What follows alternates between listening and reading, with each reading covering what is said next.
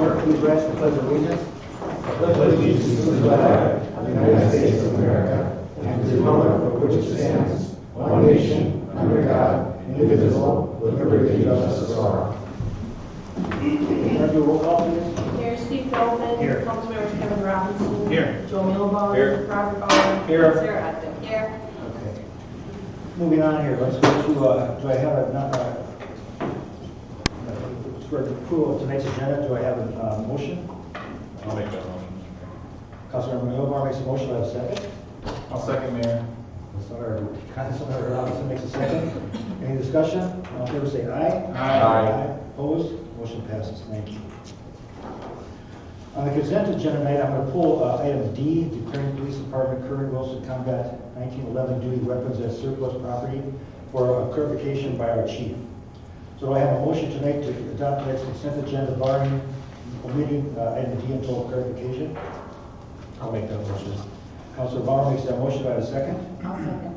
Councilor Woodruff makes a second. Any discussion? All in favor say aye. Aye. Opposed? Motion carries.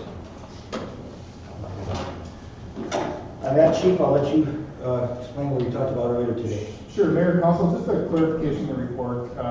As mentioned, the purchase price of $1,855.70 was a per gun purchase price back in 2007, not a combined purchase. So our current depreciation and value, the disposal of our current handguns is based on that per gun amount. So just- doesn't need to be per gun. Right, just to clarify more to the for the council, the new guns are $97.39 for 14, and that includes all accessories with it, sights, holsters, things like that. In 2007, they spent $1,855 per handgun at 14. That came out just under $26,400. So, as I said all along, and I will repeat myself again tonight, all cities have to spend money to supply the services the residents require. The key and the key to all that is how we spend the money. Do we spend it wiser and get a return on the dollar, or do we just waste money? Here we don't waste money. This is a perfect example of what we spent in 2007 at $26,400, and this year we're spending $9,739 for the same amount of weapons, but more accessories and things attached to it. So I just want to let everybody know the chief's doing a good job on that, keeping the budget in line. But the city in total is doing the same thing. So once again, we have to spend money, but we spend it wiser, and we get a return on the dollar, and that's a good thing for residents and for us. We're good stewards of the money, which we should be, because we pay just as much tax as everybody else. So on that, I will ask for a motion to adopt item D, or let me ask this first. Any questions on that, by the way, by council? Any questions? Okay. We have a motion to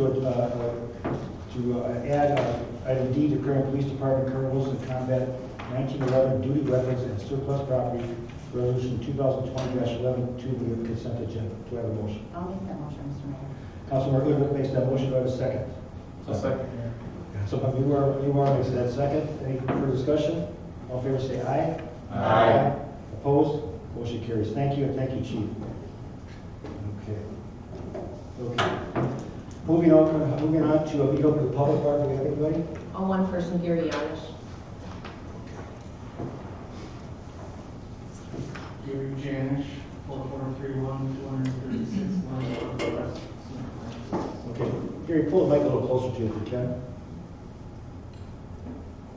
See if that picks you up there. Okay, I just want to call or come in. I've been watching from home the progress on, I believe, this ordinance 261 for the motor vehicle or the recreational motor vehicle. And I just want to thank everyone on the council for what I've seen take place, and hopefully we can get this matter resolved and to the benefit of everybody. And I just want to thank you all for your time and effort in this matter. Chief for putting up with me and Kate. So it's just thank you. Well, it's nice to hear. Thank you, and thank you for bringing it to our attention so we could address it. Okay, and that should be going to a second reading tonight, by the way. And then it gives us 30 days to put it into effect. Okay, so anyway, Moving on, Mark, anybody else? No. Okay, all right. So now move on to 2040 comp plan approval resolution 2020-12. Yes, Mr. Mayor, members of the council, the St. Francis 2040 Comprehensive Plan update has successfully passed through the Metropolitan Council's review process. So on January 8th of this year, the council found the plan to be consistent with regional policy and authorized the city to adopt and enact the 2040 Comprehensive Plan.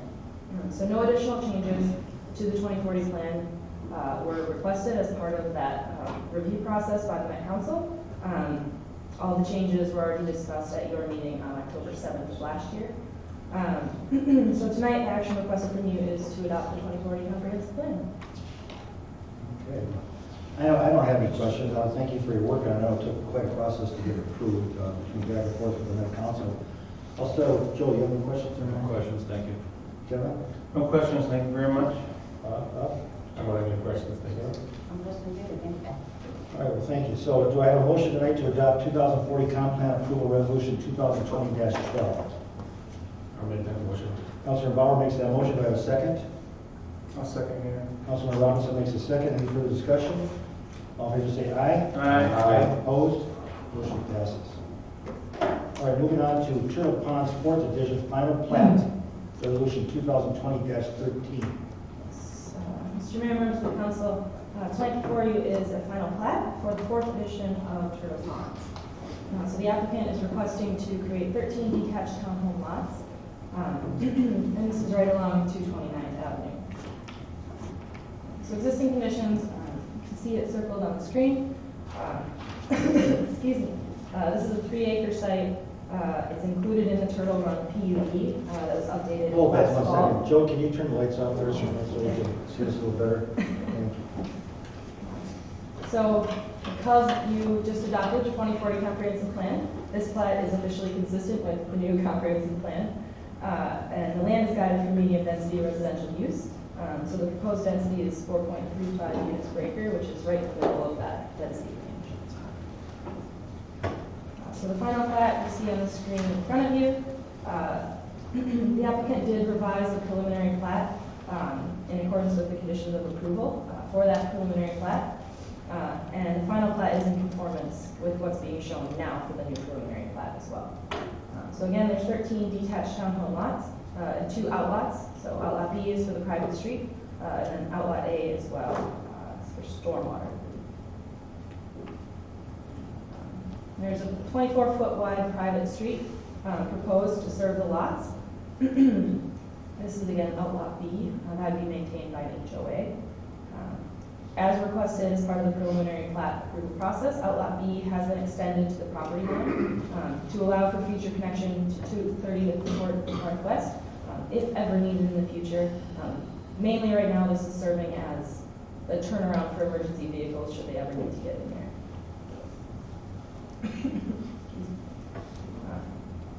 Landscaping, 2 trees are proposed for every lot. Again, in accordance with the changes that were requested with the preliminary plat, there are now 8 trees, along that north property line, and that's meant to provide a buffer between this proposed development and then the neighborhood to the north. So city council actions tonight are to approve with conditions of findings of fact the final plat as presented by staff, or deny with findings of fact, or table the application and request additional information. And the suggested motion is on your screen to approve the final plat and plans for Turtle Pond's 4th edition. And I'm happy to answer any questions. All right, well, I have one thing here just to clarify with council that I talked to Kate earlier today, and I want to make sure you guys read it too. So I have a question here where it says, it is advised that the city, this is county, that the city and the developer should assess the noise situation for this development as it is proposed to be located directly adjacent to County Road 24, and take the level of action deemed necessary to minimize the impact of any highway noise far on the street of back. Highway noise by incorporating the appropriate noise mitigation elements into the design, phasing this plat as applicable. Kate tells me that's his boilerplate. There's no effect here, we don't have any need. So this is just something boilerplate by the county. I just want to bring this up to your attention. This is something we're specifying. It's just boilerplate in the documents. There's no need for it in this development as So, any of that, I'll ask questions of Sarah. Do you have any questions? Any questions, Mr. Mayor? My only question is it's gonna be, a separate HOA? That's Is it, correct. is it locking itself into where it cannot combine with the other HOAs in that region? You know, if they wanna combine?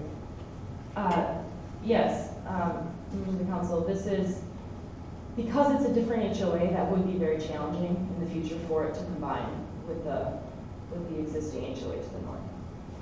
Mayor and Council, to combine with an existing HOA, there's a percentage of votes with the existing HOA that are required in order to do that. So that's why we'll see developments with multiple HRAs because it is very difficult. Good question. All right. Anything else? Nope, that was nothing. Kevin? Yes, I had my tree question answered on the north side here as far as our bumper, but back to the HOA part, how does the HOA, is the developer responsible for that and the plowing and whatnot? We talked about this, I think, during several meetings ago or when this was first brought up. But how does just briefly, how does an HOA develop? And then when is it turned over to the inhabitants of the development? Yes, Mayor and Council, it actually brings a good point that I meant to bring up as I was talking tonight, that I would suggest that we add a condition that the applicant shall provide the HOA documents establishing that HOA to maintain the common elements of the plan as part of the conditions of approval tonight. And mainly what happens is that developer, the developer would establish an HOA with documents, and then as home buyers move in, they're aware of that HOA, they're part of that HOA as part of the lots are sold. I'm not sure when this developer is intending to turn it over to the residents themselves. I don't know, Kate. But it's their responsibility as far as plowing. One of the things that came up during our meeting was other developments like this or smaller developments. There was some confusion about who plows, when they plow, who's responsible. So it was like there was no leadership involved or organization, and it's just didn't want to see this, follow this development as well. Yes. So the developer is probably in charge of plowing and making sure they have access and all that, et cetera. Yes, the developer would be in charge of the HOA, would be in charge of plowing, maintaining the sidewalks, the streets, maintaining all the common elements. The city would not be responsible for that. If any of the people who buy these homes, if they have concerns and call the city, are our hands tied that we can't do anything, or do we nudge the developer, or do we have to just defer them to the developer and we can't do anything to help them, or? Mayor and Council, when we receive a call on an HOA, a lot of times we'll direct them back to those documents. These documents are recorded on their properties when they join these HRAs and along with many of the conditions of the HOA. So once they are established, we can look through the Secretary of State or other means in regards to finding the contact information and able to help redirect the residents back if they don't know. One of this size, I think we'll see it have to be formed quicker because of this, to get anything built in there is gonna have to have that establishment of that road care, so. But we'll know from the Secretary of State right away who's on top of that. So. Okay. But that, by the way, is just like condo docs, Correct. condominium docs, same thing. I Yep. mean, they guide all that project or whatever it was. Correct. They'll have their bylaws established and their HOA rules will be established, and that is recorded on the properties. And once again, every one of these property owners would have a copy of that to know that Well, they should. they should. That's all, thank you. Very good question. Okay, any further questions? All right, then do I have, let's see, we're on 13, right? No, we're 13 or 14? 13? Thank you. We have a lot on our plate today. All right, do I have a motion to adopt tonight's Terrell Ponds 4th Edition Final Plat, Resolution 2020-13? Do I have a motion? I'll make that motion with the added condition that the applicant provide the HOA documents prior to approving the plan. Is that okay? Good, very good. Thank you. I like that. Do I have a second on that motion? I'll second, Mayor. Councilor Newbar makes it first, Councilor Robinson makes a second. Any further discussion? All in favor say aye. Aye. Aye opposed? Motion carries. Very good questions. Thank you, staff. Not bad. And moving on to Turtle Pond's 5th edition, final plat, resolution 2020-14. Yes, one moment.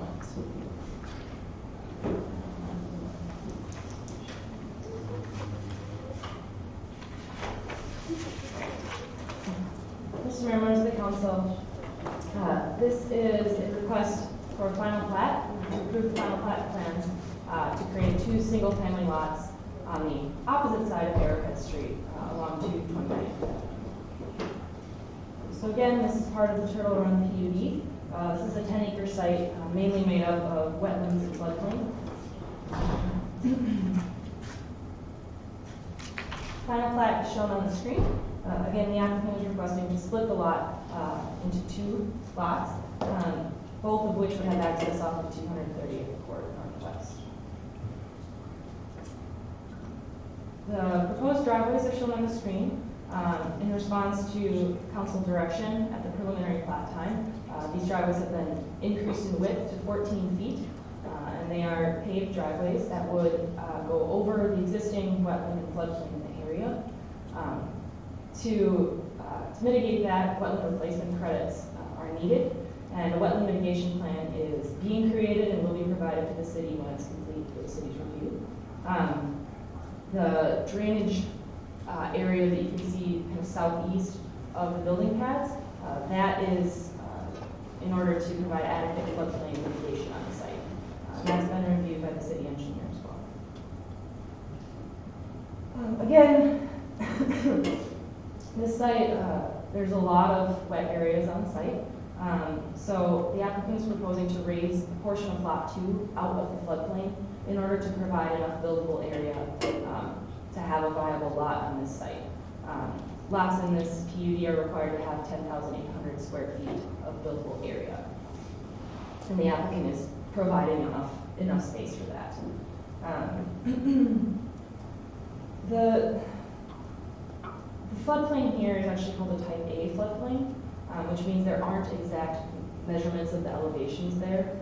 So the elevations have been taken from these plans, they've been taken from elevations on 229, which is as close as we can get. The applicant will be requesting a letter of map revision as part of this from FEMA, and that's to acknowledge the fact that the floodplain will be changing as a result of bringing that lot out of the floodplain. So staff is recommending approval of the final plat and plans for Turtle Pond's 5th edition. The final plat does conform with the preliminary plat that was approved in 2019. So again, council actions are to approve the conditions, findings of fact, or deny, or table the application. And the suggested motion to approve the final plat and plans for Turtle Pond's 5th is on the screen in front of you. And again, I'm happy to answer any questions. And those are 2 separate maintained driveways, right? Correct. One for each lot. No, sure. I have no questions myself, so I'll turn it over to Kevin. You have any questions? Yes, I do. When we talked about this several months back, the developer would have to provide or will pay a wetland credit. Is that still, and again, that money doesn't stay in our community, it doesn't come to us, it goes to a state situation for other wetland and dispersed, etc. Can you, I've never heard of, I'm not in real estate, but to actually change the elevation, and he can apply for a floodplain change. I mean, that floodplain, usually when you get a certificate of survey, you can go back 100 years, but they can apply for that and actually change that's amazing. All right. And it's a matter of grading and redistribution of the water. Basically what it comes down to. I mean, you can do it. Yeah. That's all I have. Thank It's you. going to cost them money to do it. Yes, indeed. But they're willing to do it. Yeah. Thank That's you. just a smart move on that homeowner to do it. Joe, you have any questions? No questions, but I'm happy to see that they addressed our concerns for emergency services. Me too. My only concern is 230th Court, is that part of HOA? I believe that is a public street. Correct. It is? It is a public street. Okay. That's fine. Is that right? All right, on that, can I entertain a motion to adopt tonight's Turtle Ponds 5th Edition Final Plat, Resolution 2020-14? Do I have a motion? I'll make that motion. Councilor Udvig makes that motion. Do I have a second? I'll second. Councilor Bauer makes a second. Any further discussion? All in favor say aye. Aye. Opposed? Motion carries. Thank you. Thank you, staff, and Beth again. All right, moving on to Anchor 6032 Ambassador Boulevard Northwest lot split.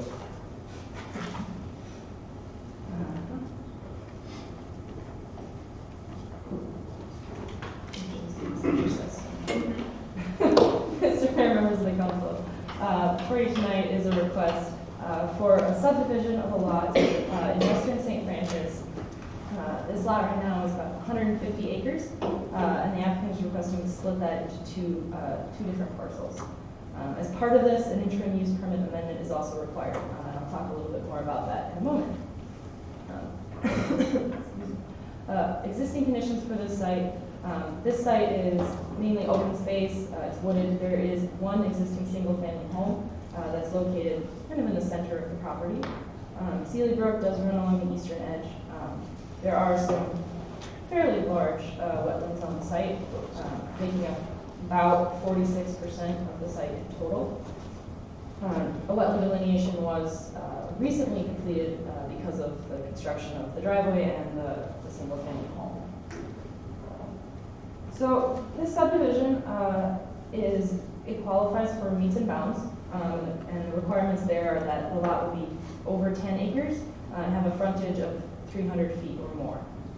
Both of the proposed lots do meet that requirement, so this can be completed with meets and bounds instead of preliminary and final plat. The unique part about this property is that there is both abstract and Torrens land that's part of this. So that's divided there in the red line, the dashed line that you can see on the screen. So the Torrens land is about 110 acres below that red line. And the applicant is proposing to divide that into Tract A and Tract B. And as part of that, a registered land survey needs to be approved by the city in conjunction with any subdivision that's approved. The abstract land is above the red line, so about 40 acres. And that's proposed to be split into parcels A and B.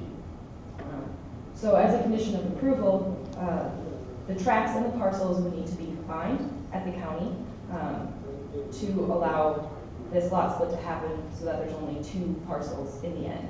So tract A and parcel A would be combined, and then tract A and parcel A would be combined. So this shows the registered land survey to be approved, so those 110 acres on the south part of the property. Tract A is about 29 acres, and then tract B is about 82. And again, these will be combined into parcels to the north to form those two larger overall parcels. There is an existing driveway on the property that's fairly long, about 2/3 of a mile. And that extends through the property and then provides access to a single-family home. That driveway is on a county road, so Anoka County is the permitting agency for driveway access on the county road. Anoka County was provided with these plans and did not provide any comment one way or the other. So the applicant is proposing a shared driveway so that both parcels would use that existing driveway. And that's something that is supported by staff and also is supported by the Planning Commission as well. There is an interim use permit on the site. It was granted in April of 2019. It's for a homes-based landscaping business. And this permit is something that applies only to the parcel that has the existing single-family home, so parcel A. So as part of this subdivision, an amendment would be required to revise the legal description for that IUP. Excuse me.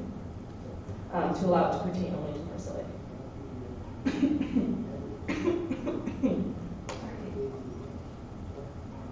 So the Planning Commission recommended approval of the subdivision and registered land survey and the IUP amendment as well. I would like to point out that the IUP amendment resolution that's in your packet does need to be updated. excuse me, to allow the parcel A and tract A legal descriptions to be in there. Right now, the only description that's in there is parcel A. So City Council tonight can approve the land use request subject to conditions of findings of fact, deny the request with findings of fact, or table the application. And again, the suggested motions are on your screen. And I think these are any questions. Save your voice. Anyway, I just want to clarify here, the interim use permit is already in play, and we've got to that already.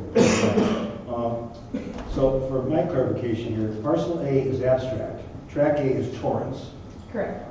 parcel B is abstract, tract B is Torrance. Okay?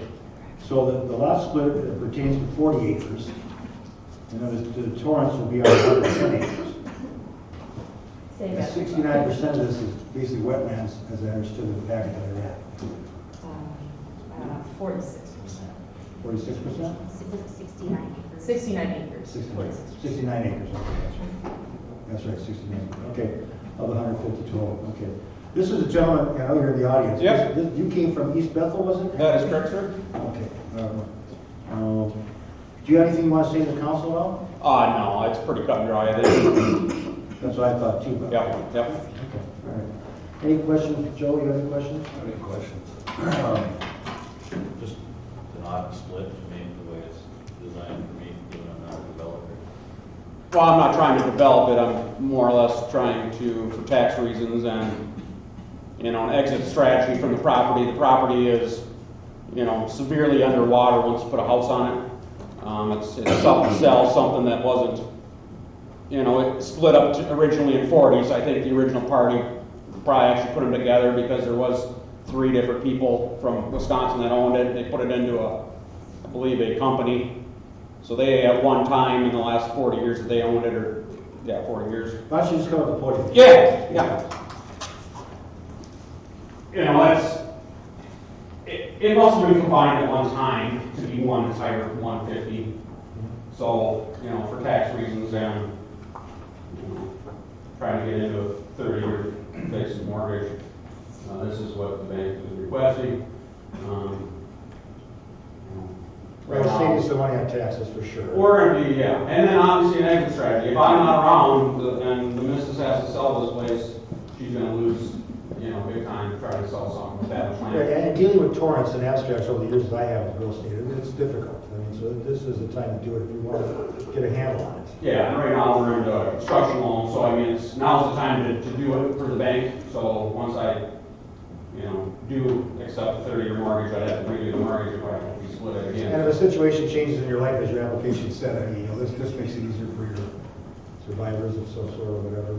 If there's ever an issue where I gotta exit the property, I mean, this is financially stable, separated. I have 2 separate lots available for that basic section of land. It's obviously, I don't plan on selling it, but that doesn't matter to you guys, but, I've just gotta basically look into the future, and this is what I come up with. That makes sense? Well, I know when he first came to council, I know I was happy about him leaving his vessel to come here, so. Yeah, so I love the area, and we've worked up here for many years. All right, good. Any other thing you want to say, Liz? Nope. Okay, good. Kevin, I don't. I have nothing, sir. Joe? Rob? Well, I'm a little confused on the cart before the horse and combining track A and track B before we do this land split. Shouldn't we get track A and track B done properly first and then do the split?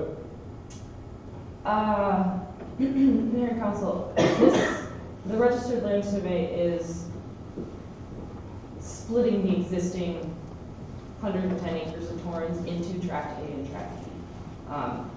This would be done concurrently with splitting the parcels that are abstract. So they're done at the same time. Okay. And then the condition of approval. That's probably the only way you could do it, isn't it?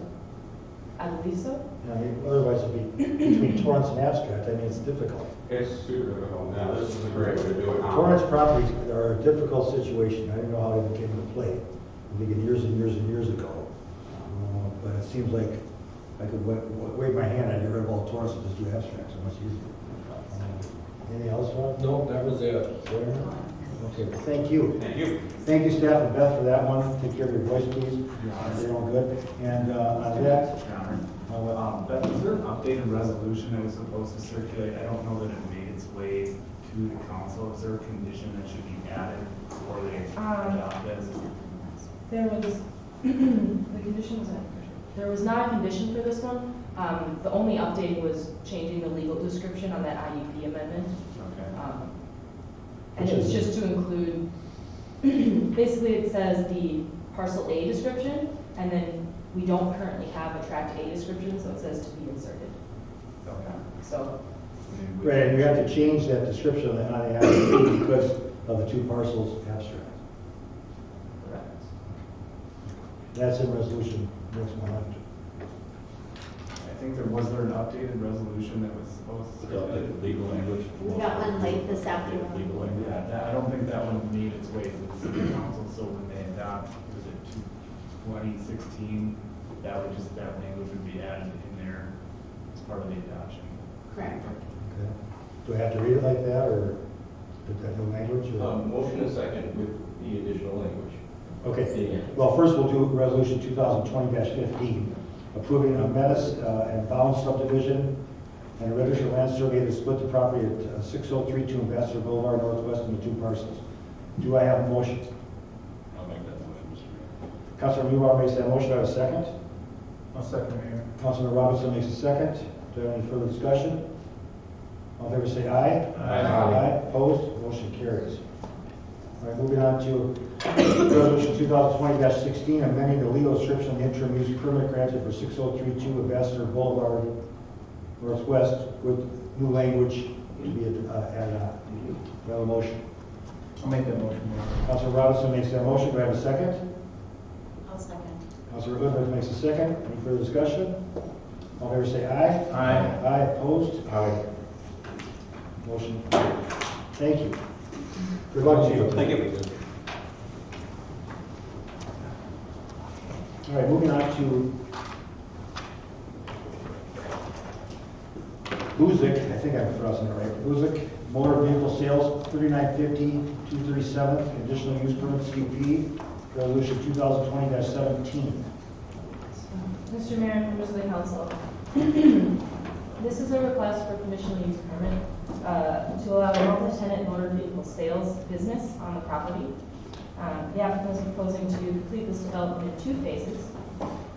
So the first phase would not include exterior changes to the footprint of the building or the parking lot. It would include internal changes to the building itself and then the changing of the use to the multi-tenant motor vehicle sales use. Phase 2 would include, as you can see on the screen, an additional parking lot in the back, kind of squaring off that existing driveway, and some additional internal development, but again, no changes to the footprint of the building itself.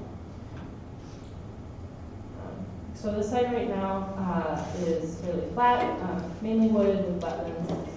The existing farm supply store is on the site, as well as an existing parking lot. The parking lot's on the north and east of the site, and then there's a driveway that wraps around to the west and south. This parcel is guided and zoned for commercial use. And in the B3 district, which is where this is zoned, auto sales is a conditional use, which is why the applicant is requesting a conditional use permit. The project isn't expected to significantly increase traffic volumes. However, because this property is located on a county road, plans have been submitted to Anoka County. Again, no response has been heard from Anoka County. So talking about the parking facilities, phase 1 is proposed that that there's 56 existing parking spaces. And the Minnesota Department of Safety requires that 5 parking spaces are available for each dealer of this type of motor vehicle sales. So with that math, 11 tenants would be allowed without changing the existing parking on site. You have 11 tenants, 5 spaces, so you get to 55 parking spaces. When you move on to phase 2, the applicant is proposing to add 22 additional parking spaces, so that brings that total up to 78 total parking spaces, and would provide enough parking for the state for 15 tenants. So that would be the internal changes that would be proposed there. The parking lot in phase 2 would be required to meet all of the city's design standards required by code. So those were kind of the state requirements for this type of use. The city requires some different things. So 1 space per 500 square feet of showroom, and 1 space per each 3,000 square feet of outdoor sales. Rough math gets us to a max on this site of about 8 spaces that are required by the city. And those are spaces that would be used for tenants and customers, not for the display of actual vehicles. The applicant is proposing 5 spaces per dealer, 1 of which would be used for the tenant, another of which would be provided for a customer. So for 11 tenants for the first phase, that gets you to 22 spaces, whereas city code would require about 8. So this applicant is meeting the city parking requirements as well. And the dealer and customer spaces, as well as the display spaces, should also be marked in the parking lot to be clear about which ones are which type of use. Excuse me. So the Planning Commission did recommend approval of this conditional use permit to allow a multi-tenant motor vehicle business at 3950 to 27th Ave. In talking with the applicant, I wanted to point out 1 new condition. It's number 9 on the screen. So currently in your packet it says all cars parked on the property shall be licensed and registered. The words or current dealer-owned inventory have been added there because if you're dealing cars, they may not be currently licensed as they're switching hands. So those are words that are proposed as part of the approval tonight. Excuse me. So again, City Council has 2 choices: to approve the CUP subject to conditions and findings of fact, to deny the CUP subject to findings of fact, or to table the application. And the suggested motion is on your screen. I can answer any questions. And the applicant is also here tonight if you have any questions for them. Okay. First of all cars have to be operable according to state law, right? All cars on the lot are operable to be driven on roads, and not just operable in the sense we've had 1 resident who claimed the car was operable, but it wasn't operable on state roads. So Mayor, Council, this being a proposed business wouldn't have the unoperable, so it's not necessarily a state law, it's city code. That would create a situation of storage of unoperable vehicles, which would be a different request than what they are requesting. At the Planning Commission, we did talk about this, and the owner did talk about that all the vehicles would be in a good condition. He was not allowing wrecks or vehicles in disrepair. So they can drive off the lot? Correct. Okay. And no repairs or maintenance of the vehicles on the lot? There's no... That's correct. Correct. Will there be signage for this building? The applicant has not indicated that there will be any signage.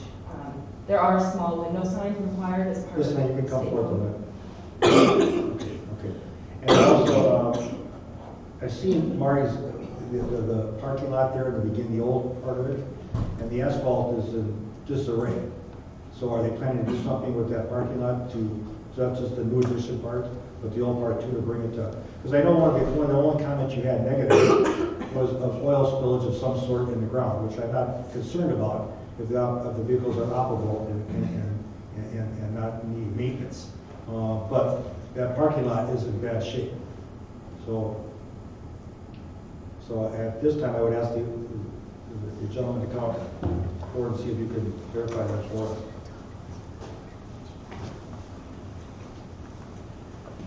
Good evening, Mr. Mayor, council members, staff. Ron Touche with Fox Solid, and assisting the parties on this transaction. So in regards to the parking lot would be repaired as would be necessary with any lot. I think maybe there's quite a bit of you know, deferred maintenance on that property, all of that would be picked up. I think there's some painting that needs to be done and whatnot. So we would do that as soon as it was possible, probably not until Of course. May. Right. You know, might be June. But you are aware of it. So that would be the one, yeah. We didn't see it, but we talked to some local people and they kind of gave us a heads up, you know, of all they seen, so. But that's kind of standard, you know, you run into that, and you do repairs, probably end up doing a seal coat or something on them as well, so just pretty it up, so. And then signage, we don't do pylon signage or anything like that, but there would be a sign at each entrance, which would be a plaque at the door, that so that they know where, you know, customers would know who's who, where to go, so. And the applicant is here as well, John Music, so.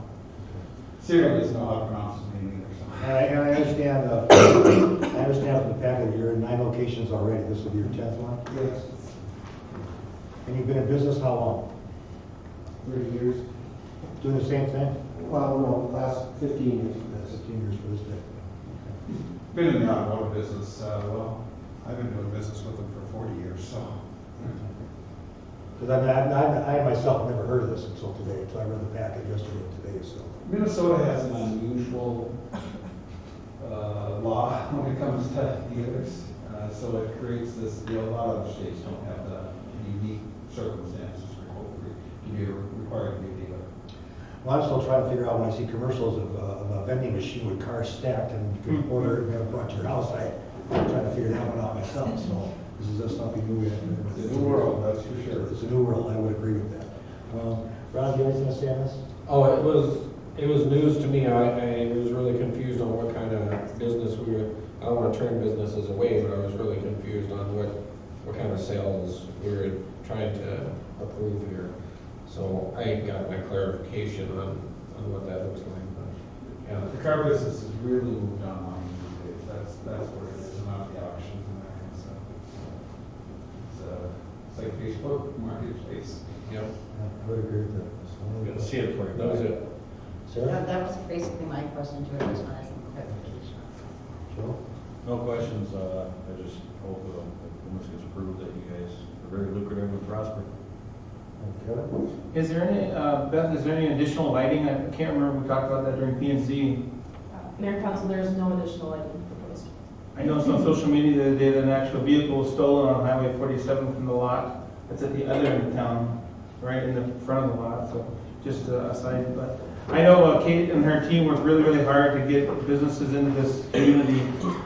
This isn't the ideal business, but it's still, you can't thwart entrepreneurship, and I appreciate it and welcome it wholeheartedly.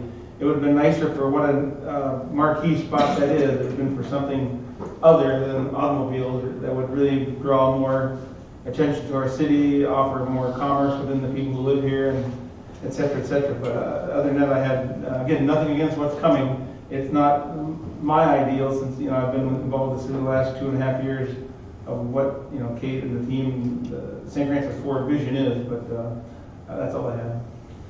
What are your operating hours, by the way? So the dealers are required to have posted hours. Generally, it's 1 day a week for 4 hours. 4 hours, 1 day a week. Each of them would have to have office hours. That would be alternating, so basically someone would be there every day, one of them? Or? Not necessarily. Each individual entrepreneur dealer has their own option to make their hours whenever they want, as long as they're open at least 4 hours a week so that the public can find them. Does that include Sundays too then? It does not. That's not ours. That's right. That's Not Minnesota. Again, that's another unique Minnesota thing. Well, I think maybe the biggest shock for myself was, and maybe council too, and some of the residents, was that Marty's has been there so long. And to see Marty's go, you get a long time business owner in, and things change, health changes, whatever, life turns, goes on. It's a tragic situation there, that's Right. for sure. But at the same time, it's not a positive compass. We wish you good luck. Thank you for your time in that. Thanks, staff, for behind it and moving forward with it. Staff is wonderful. I see a lot of cities, it's great working with them. Well, it's a unique evening tonight where you have 2 compliments from 2 different people. That's unique. Compliments are rare. But thank you very much. Good luck to you. Thank you. Okay.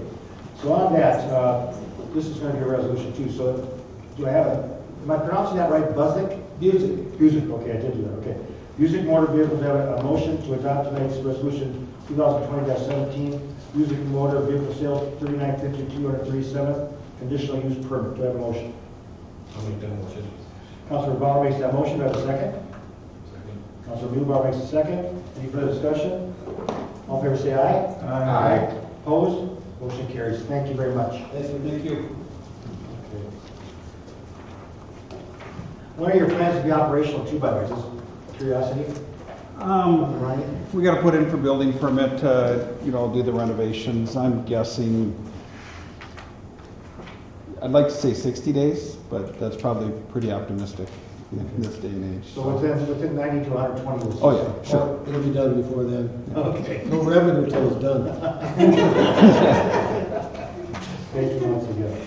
All right, moving on to, I'll get this up here.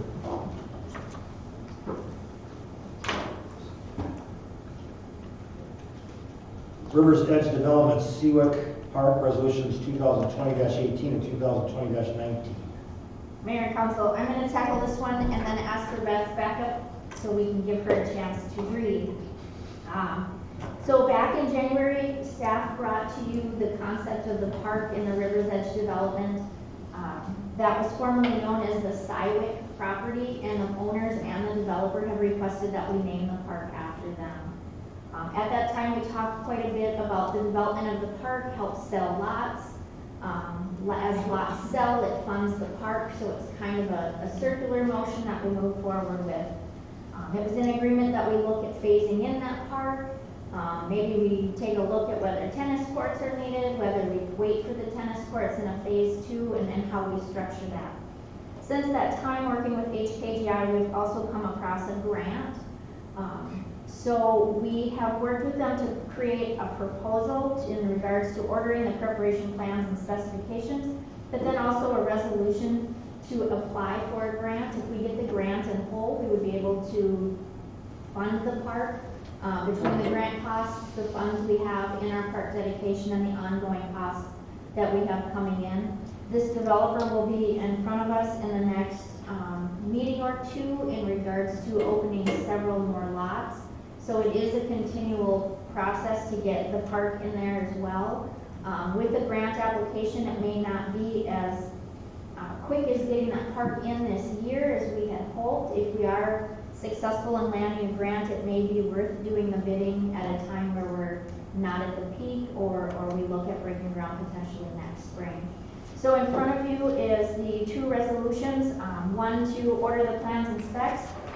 The outline of what that looks like is attached in the HKGI memo, and the second one in regards to submitting a grant to the DNR for outdoor recreational grant application, and see if we cannot get this funded to some level to get that grant or that park moving forward.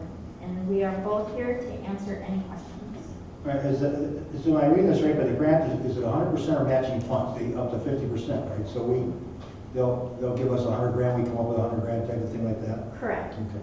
And of this 59,400, that's in association with Hawkins Anderson for the plans and specifications, is that part of that total number, that bigger number? The bigger number includes both HKGI and Hawkins and All right, Anderson. that's what I want to know. Okay, good, okay. I like the idea of it. I hope it goes forward. I hope we get the grant dollars. That would be wonderful, wonderful. On that, Sarah, do you have any questions? No, I think I'm glad that we're trying to get that grant, and if we can get it, I know it will take a little extra time, but I think in the long run, we can give our residents a better park on that way, so I think it's a great. All right, Rob? No, I don't have any questions. Joe? Nothing further. Kevin? I have nothing, sir. Okay, all right, then on that, Rivers Edge Development Seawick Park Resolution 2018 and 2000. Can we combine these two resolutions together? Is that what we're doing? They would be both. Or they're separate both? Okay. All right. Resolution 2020-18, ordering preparation of plans and specifications. Do I have a motion? I'll make that motion, Mr. Mayor. Councilmember Ludwig makes that motion. Do I have a second? I'll second it. Councilmember Robinson makes a second. Any further discussion? All in favor say aye. Aye. Opposed? Motion carries. Thank you. Do I have a motion tonight to adopt Resolution 2020-19 supporting the submittal of outdoor recreation grant application? I'll make that Councilor Newell makes that motion. Do I have a second? I'll second. Councilor Bauer makes a second. Any further discussion? All in favor say aye. Aye. Opposed? Motion carries. Thank you. All right, good work, staff, and Beth, very good, and Atkinson, too. All right, moving on to ordinance 262, second series, dealing with topsoil, first reading. Mayor and council, before you tonight is a definition request for city code.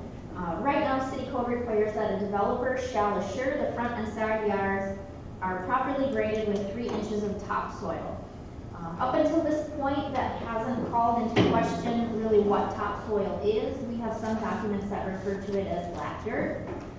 Recently, or within the last 12 months, we have had a couple challenges with developers wanting to bring in very rough,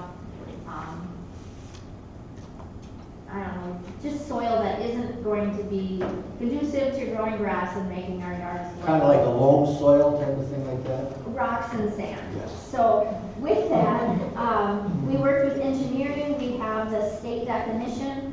We are requesting to put a definition of topsoil in our zoning code. This will be applied throughout our code whenever this comes into question.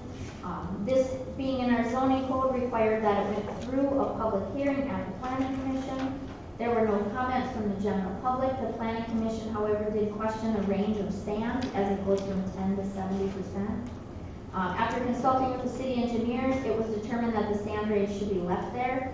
That if we start changing this definition as it was created by the state of Minnesota, that we could start requiring landscape companies to create a soil specific to the city of St. Francis, and there has been a city in close proximity that tried that and did have a pushback and ended up going back to the state definition. So to keep it simple, we're requesting the state definition. If you're in agreement with that, it would be a first reading tonight and be effective on April 20th. I'd be happy to answer questions. Well, you know how I always feel about taking gray areas out of anything. Clarification is a good thing, so we can create less problems in the long run. I'm very much for this myself, so. Kevin, anything to say? No, I don't. I agree with the way it's written, or the changes we need to make. Joe? I'm just amazed that you had to do this. If you still have loam soil, it's a good thing to do. Rob? I'm in agreement with it, but kind of like the racetracks, these lots that put this other stuff down, they're kind of grandfathered in now. Mayor and Council, correct. If the lot has already used it for soil, I mean, hopefully they've established their grass or their top by now. But this would really define in our new building season that if you're coming in and you're building a new house, no matter where that house is, we expect the soil to meet a minimum of that state definition, so. Thank you. So that really is a good idea. Sarah? No, I'm in agreement. Okay, this is an ordinance, which will be a roll call, but do I have a motion tonight to adopt ordinance 262, second series dealing with topsoil, first reading? I'll make that motion. Councilor Bauer makes that motion. I have a second. I'll second. Councilor Robinson makes a second. Any further discussion? Barb, do a roll call, please. Councilmember Muehlbauer. Aye. Mayor Feldman. Aye. Councilmember Bauer. Aye. Edvig. Aye. Robinson. Aye. 5-0. Okay, thank you, staff. I think this is a very good thing, so. Once again, anytime we take out gray areas out of the play, that's always a good thing. It lets the residents know where we stand, and they no excuses later on that they're not aware of it. All right, anyway, moving on to ordinance 261. Second series amending City Code 7-3-6, recreational motor vehicles. Second reading, continue from February 3rd, 2020 and 2018, February 18th, 2020 meetings.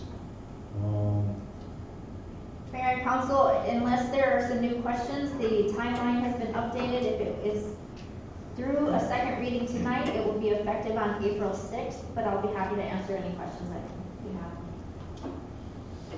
All right, I just want to go on record here and state that we're not creating ordinances to put more laws in front of everybody and curtail people from living their properties. What we are doing is, there are people's rights to land ownership. I agree with that 100%. But there's also the effect of what one owner does can affect the residents around them or neighbors. And if you don't have some sort of mechanism in place for our police department or our staff to be able to say, no, you can't do that. Pretty much a person can run amok and do what they want to do.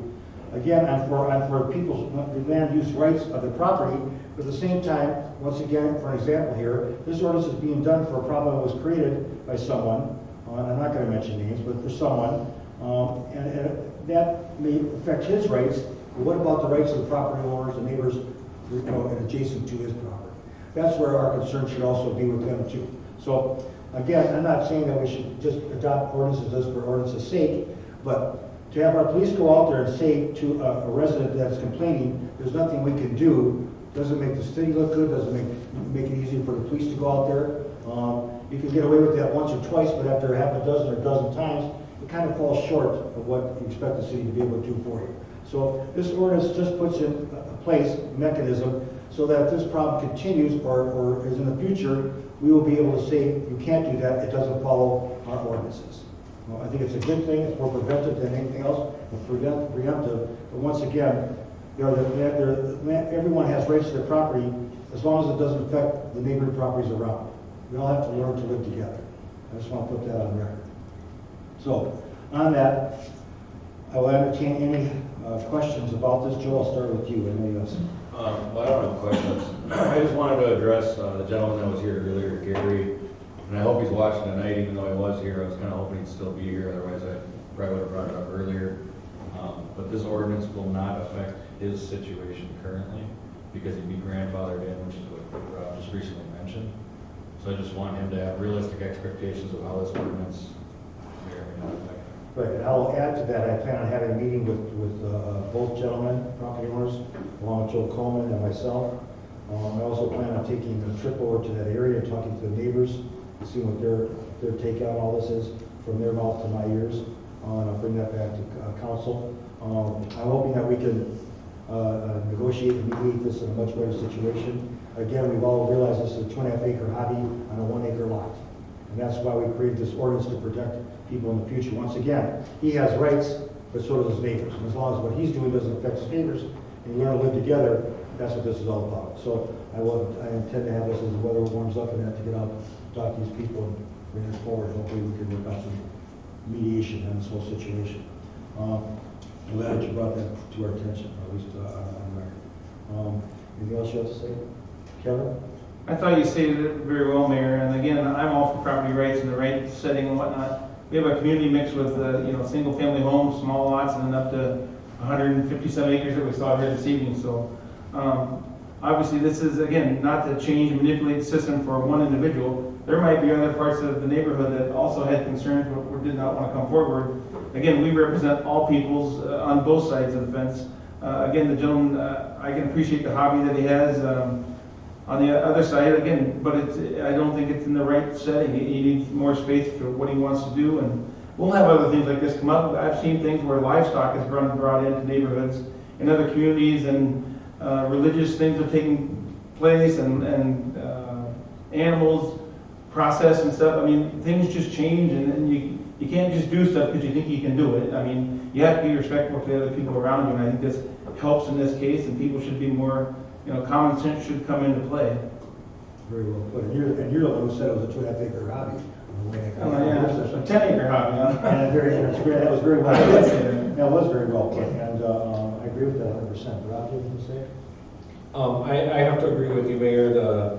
I'm all about land rights for our owners, but at some point, the smaller the parcels get, the more you're going to affect your neighbors, and we have to set some sort of guidelines with our ordinances to protect all of our residents. So I agree with it.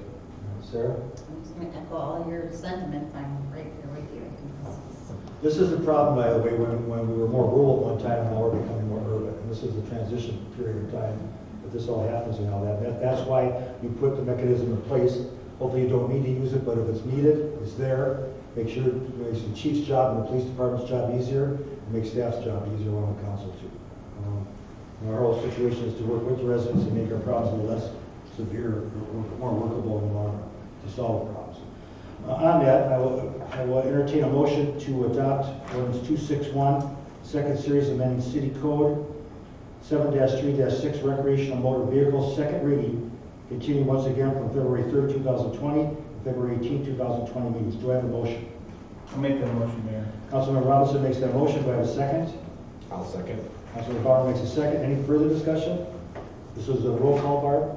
Mayor Feldman, Aye. Councilmember Bauer, Aye. Ludwig, Aye. Robinson, Aye. Mulebauer, Hey. 4-1. Okay, thank you, everybody. Moving on to Resolution 2020-07, summary publication of ordinance 261, second series. Mayor and council, before you tonight is the last piece in regards to summary publication, so we can get this in the paper for the 30-day comment. Well, that's pretty well no-brainer, so. Do you have any questions from council at all? Kevin? No, sir. Joe? Rob? Sarah? Okay, this is a resolution. No, it's an ordinance 261, okay. That's a resolution based. I've got a motion tonight to adopt resolution 2020-07, summer publication of ordinance 261, second series. Do I have a motion? I'll make that motion, Mr. Mayor. Councilor Newbar makes that motion. Do I have a second? I'll second. Councilor Hood makes a second. Any further discussion? Mr. Mayor, I have one thing. Okay.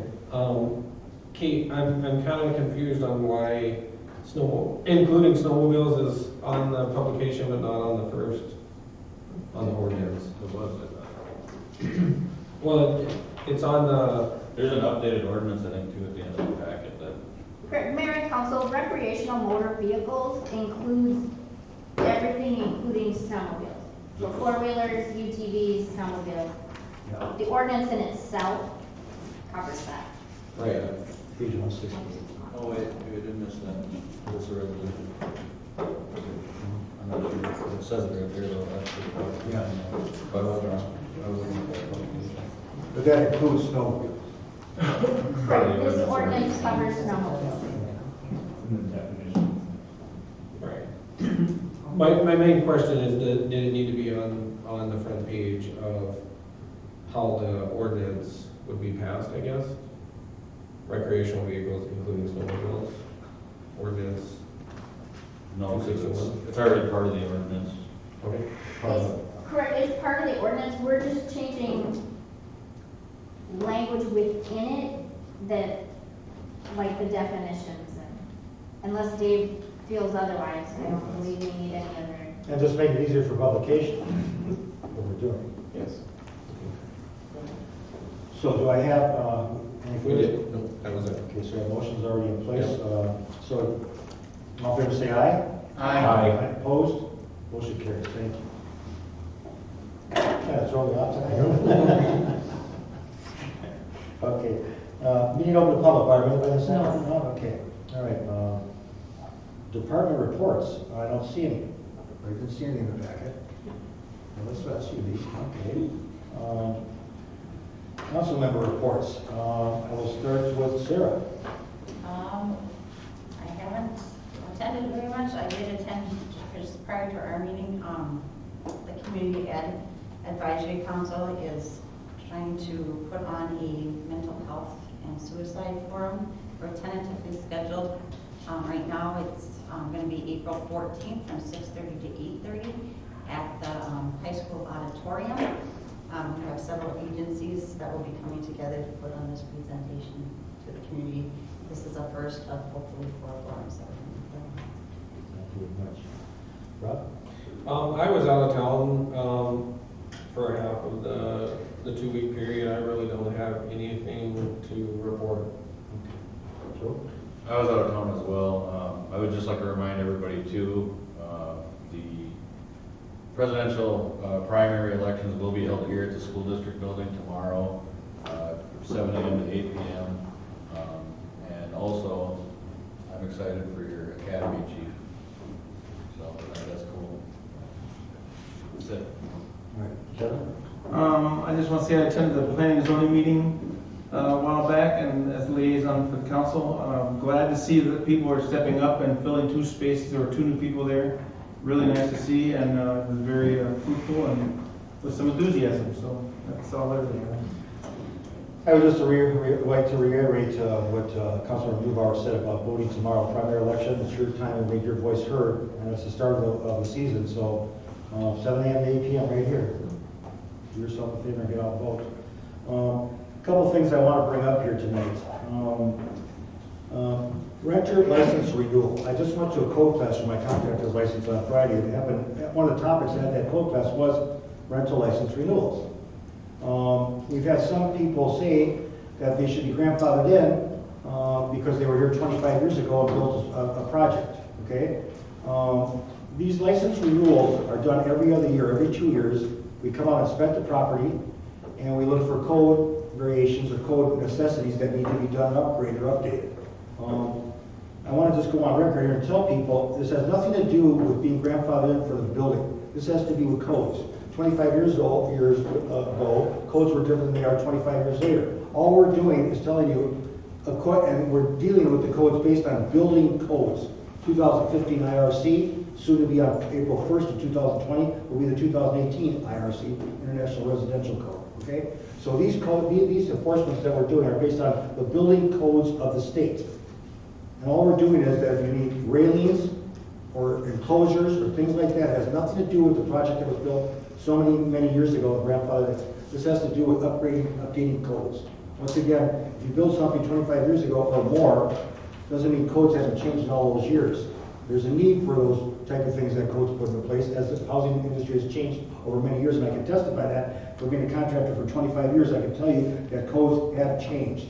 I go to classes every year, and I read a lot about it. So all I can tell you is that in no way is this to hurt people or harm any landlords. It's just to make your property safer. We don't make you do anything that the codes don't dictate, and we go by the building code of the state of Minnesota.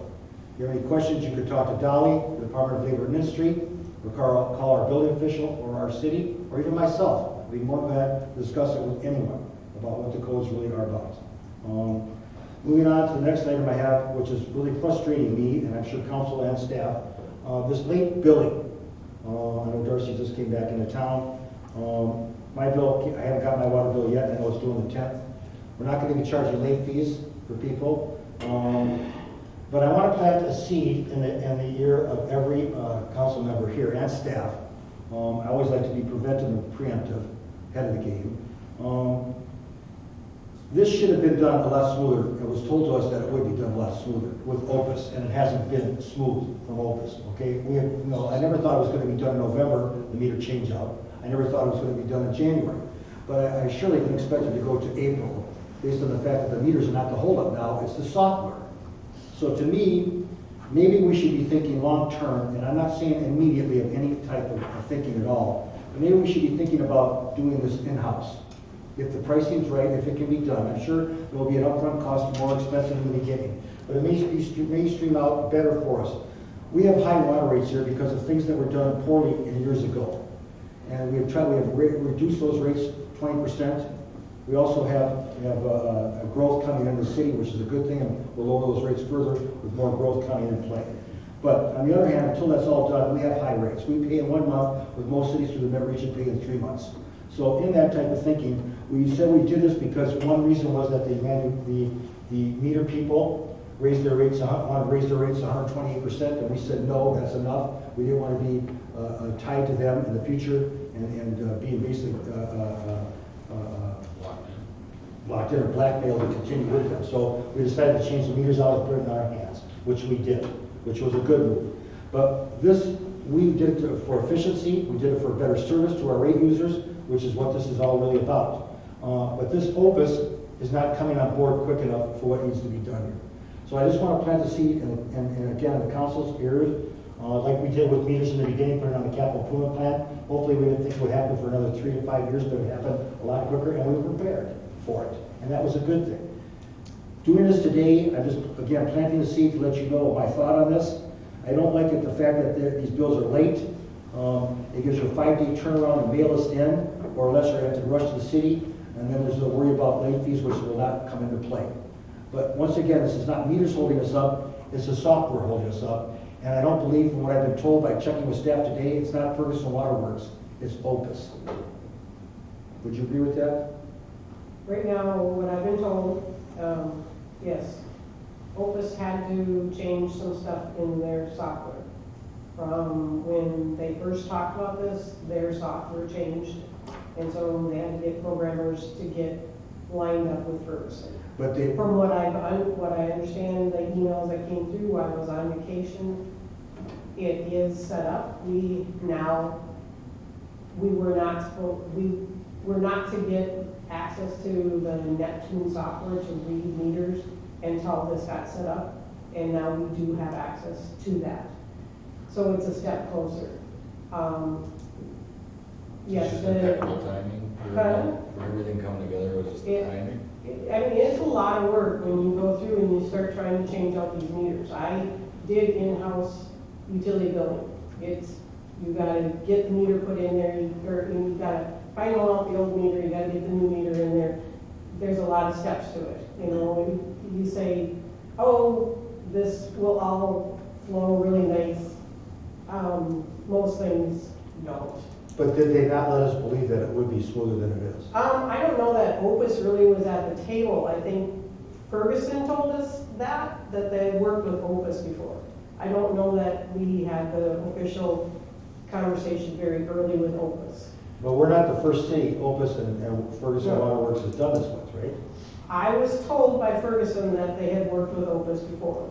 Now, I've been told that the software has changed since then. I don't know all the things that go out there And to. you emails I received. Yes. And we have some people that are perturbed about this, and rightfully so. It's- So all I'm saying to you is if it works out by April, that's fine and dandy. The meters are not the problem anymore. So right now, I would say, in fact, I think, are the meters all changed out now, Joe? I think We it's have- just a handful. We had 4 that got late, no response. And there's like another 5 that were in the process of being sold that we're waiting for to get the Right. new owner in there.